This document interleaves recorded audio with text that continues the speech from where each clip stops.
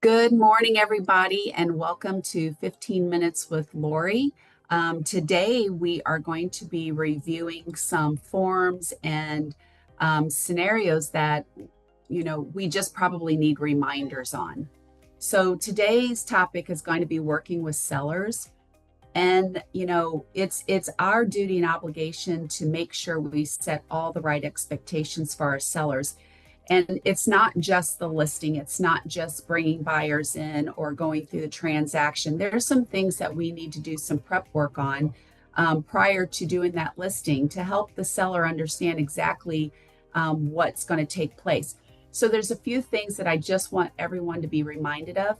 And the first item is the seller's estimated closing cost worksheet. So they need to know what are they going to walk away with at the closing table, right?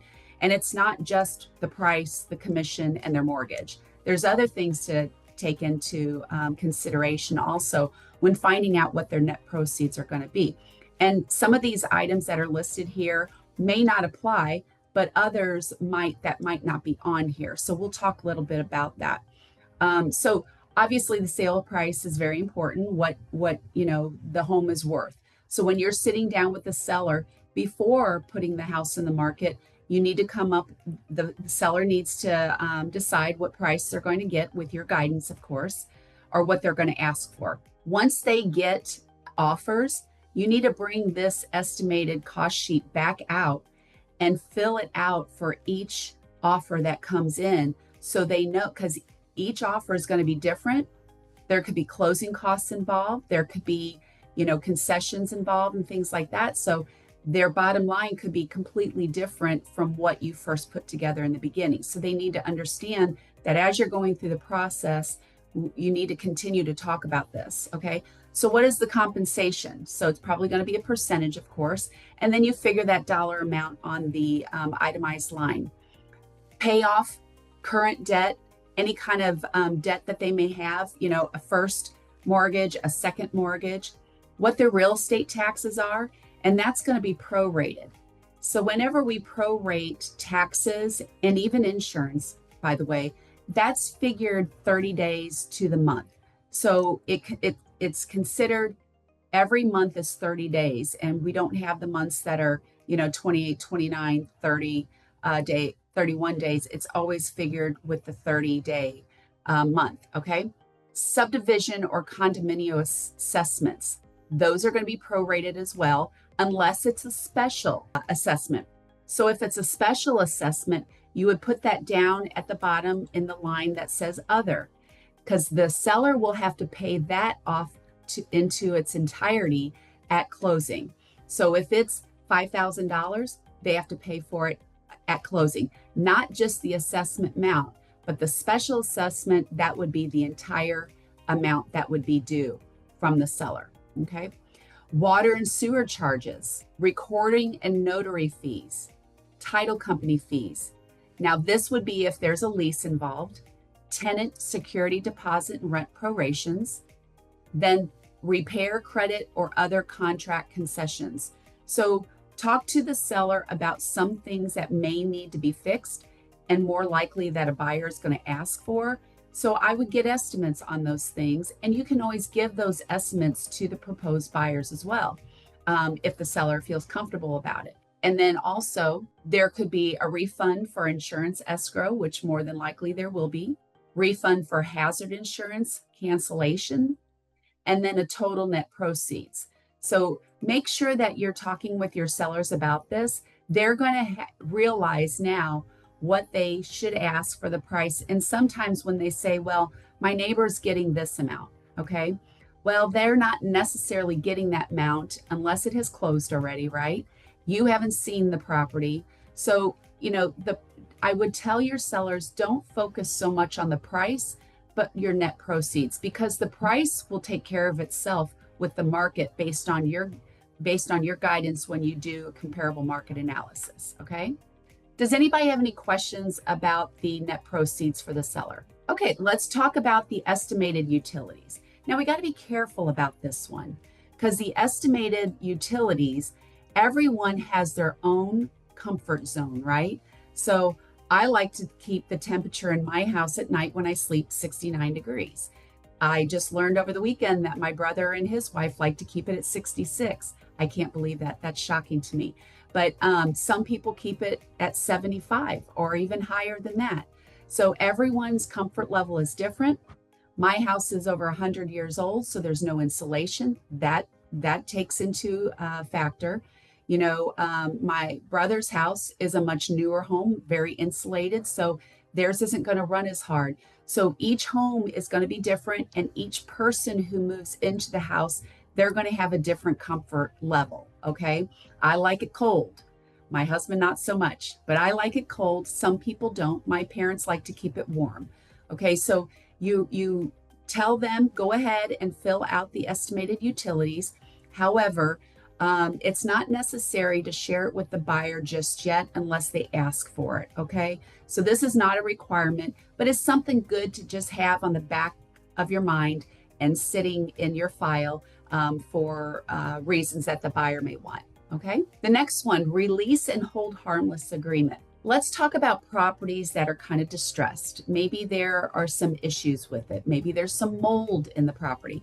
Maybe it has had some chemicals that are hazardous to the property. So if there's any type of health risk to the home that's being listed, it's a good idea to have this filled out, but then it's not going to be the seller who signs it. It's going to be the purchaser, the showing agent, and anybody who's going to enter the home with those potential buyers at the time of the showing to make sure that they're going to hold us free of any issues that may happen. There was a home out where I live that was for sale probably about 15 years ago. Beautiful old historical home. But inside, the floors were giving in. So it was condemned. However, people were going in it, and that was a problem. So having something like this filled out is, it's basically stating you're going in at your own will and at your own risks. Okay. If it is condemned, no one should be going in that property. Okay. But if you can see, or if they've had somebody in that specialty area about the structure state that it is, not safe and no one should probably be going into it, then I would make sure that we fill this out. So this particular form holds us free of any liability as well as yourself as the listing agent. Okay.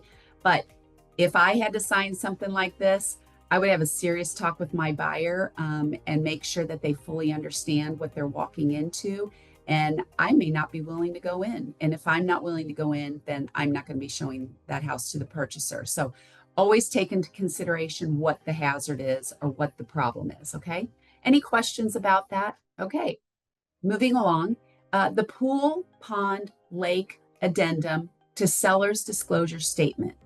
If the property that you are listing has one of those, a pool, a spa, like a hot tub that's staying with the property, a pond or a lake, then the seller really should fill out the addendum that goes along with the seller's disclosure, talking about the conditions of all of those things.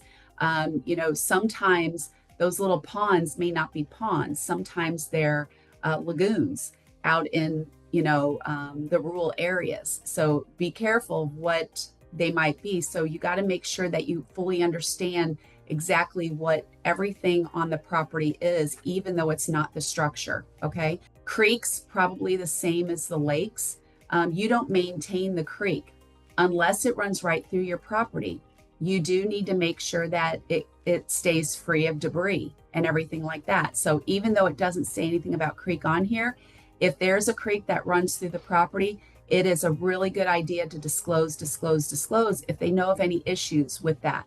If it's running off into the wrong areas because of erosion, or there's debris in the way because of maybe flash floods and things like that.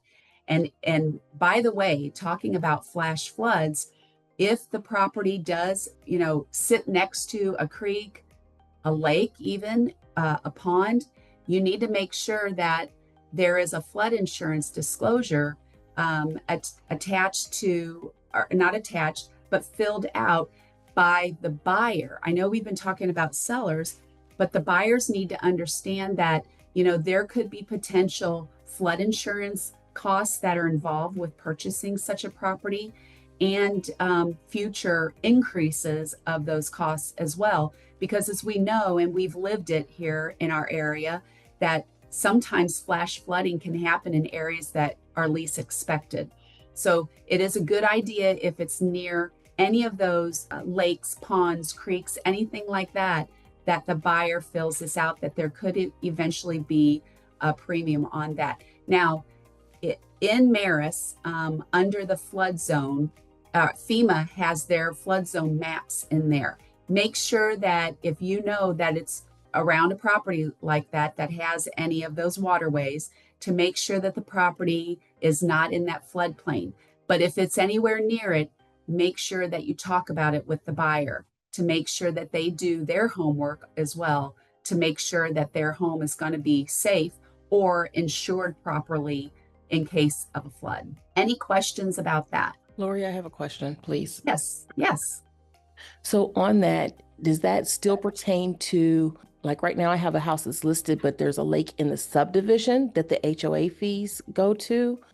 To be on the safe side, does this disclosure need to be completed as well? Or So that's a great question. So the property that you're talking about, is it below the lake where the runoff could be? Is it right next to the lake where, you've got hills that run down into the lake or anything like that?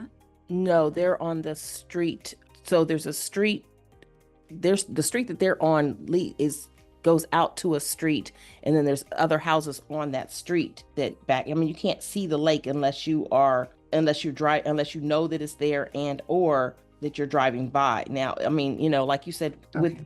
with Missouri weather, you never ever know what could possibly happen. But Right.